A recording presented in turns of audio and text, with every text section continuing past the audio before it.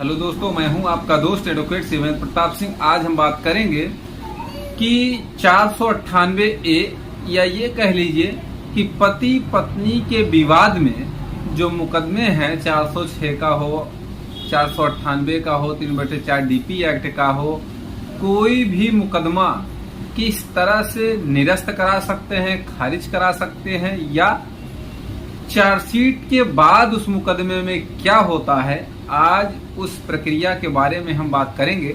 सबसे पहले तो आप ये जान लीजिए, किसी भी मुकदमे में ये सेम प्रक्रिया होगी जो मैं बताने जा रहा हूँ, वो चाहे 498A का हो, 302 का हो, 307 का हो, 376 का कोई भी मामला हो, उसमें प्रोसीडिंग यही चलती है। अगर चार्जशीट चली गई तो होता यह है, मजिस्ट्रेट संज्ञान लेता है। मजिस्ट्रेट के संज्ञान लेने के बाद आपको सम्मन जारी होने लगता है। अगर आप नहीं गए तो वारंट भी जारी होना शुरू होता है। और खास बात क्या है कि मान लेते हैं चार्जशीट चली गई, फिर बेल शुरू हो गई, बेल आपने करवा लिया, जितने भी अभियुक्त हैं उसमें बेल करवा लिए। बेल के बाद जो होता है, चार्जेस फ्रेम होते हैं, चार्ज बन जाता है। चार्ज के बाद पीड़िता के पक्ष में गवाहियां स्टार्ट होती हैं। उनके गवाहों से आपके वकील साहब अर्थात अभियुक्त के वकील साहब भी जिरह करते हैं।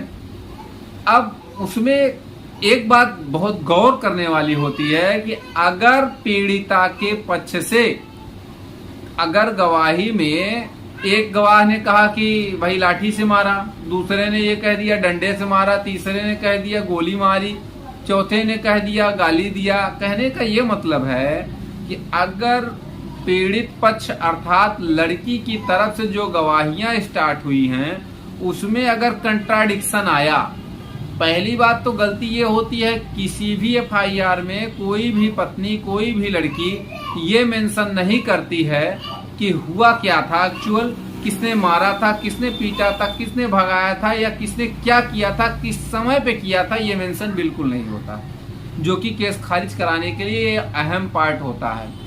और दूसरी बात, जो गवाहियों के बारे में मैंने बताया, अगर अलग अलग उसमें कंट्राडिक्शन है तो इसके माध्यम से भी अभियुक्त की तरफ से अर्थात पति के वकील साहब केस को खारिज करा सकते हैं। दूसरी सबसे बड़ी बात, जब आप गवाहियां स्टार्ट होगी, उसके तरफ से सारी गवाही हो जाएगी, आपके वकील जिरह कर लेंगे तो आप अपनी गवाही पेश करेंगे।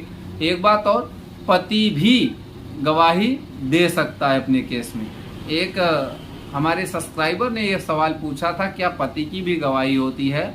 तो कहने का मतलब लास्ट में जो 313 का बयान होता है अपनी सफाई में देने के लिए, वो तो अलग का बात हो गया, लेकिन अपनी गवाही पति भी दे सकता है कि हाँ हमारे साथ ये बात, जो भी अपनी बात रखना चाहे वो रख सकता है। जब पति के तरफ से गवाहियां स्टार्ट होंगी तो उसमें लड़की अर्थात पत्नी के तरफ का वकील या ये कह लीजिए स्टेट काउंसिल आपके गवाहों से जिरह करते हैं।